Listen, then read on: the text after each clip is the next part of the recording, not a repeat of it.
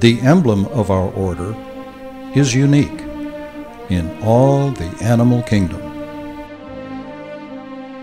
The moose is strong and majestic. He takes only what he needs, nothing more. By nature, he is a protector and defender.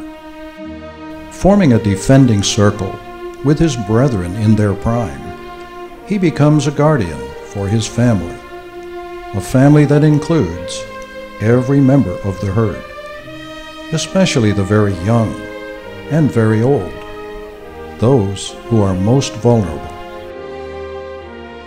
The Loyal Order of Moose was formed in 1888.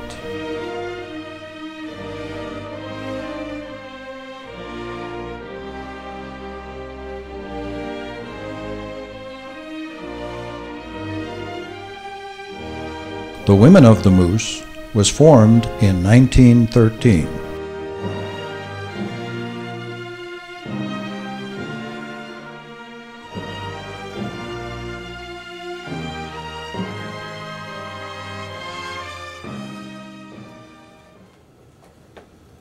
A legacy, something handed down from the past, is being given to you. It's the legacy of the moose, created over 100 years ago and still very much alive today. It's the legacy of fraternalism, one for all and all for one.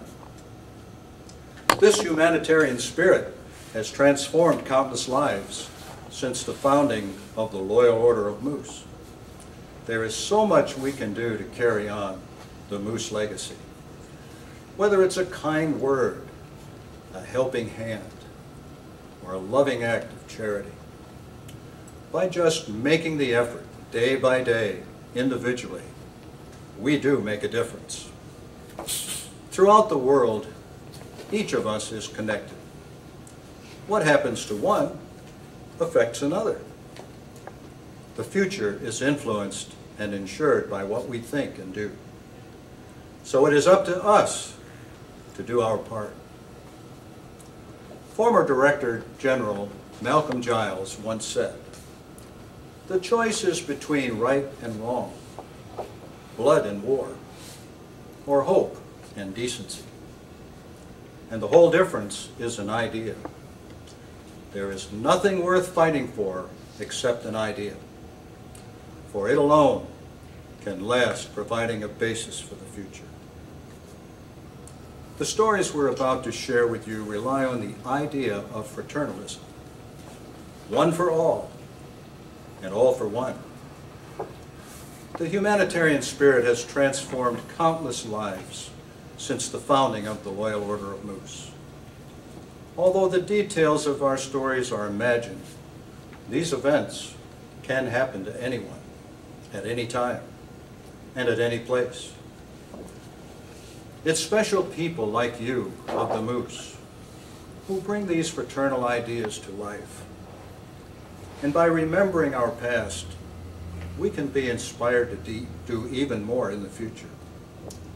Let's listen to the stories that carry our message, united as one, under the fatherhood of God and the brotherhood of mankind. Our first story takes place in a small town where the Cole family lived modestly and happily. Suddenly, one night, everything changed when the unexpected happened. I couldn't believe it.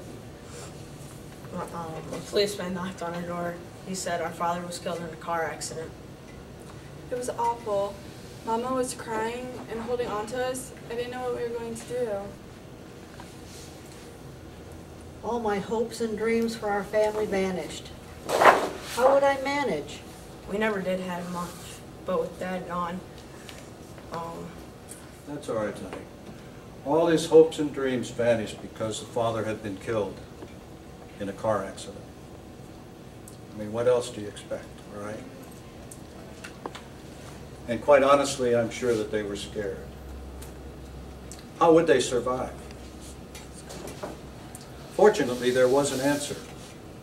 In another town across the country, Mr. and Mrs. Smith an elderly couple, faces a different sort of crisis, but one that hit them just as hard.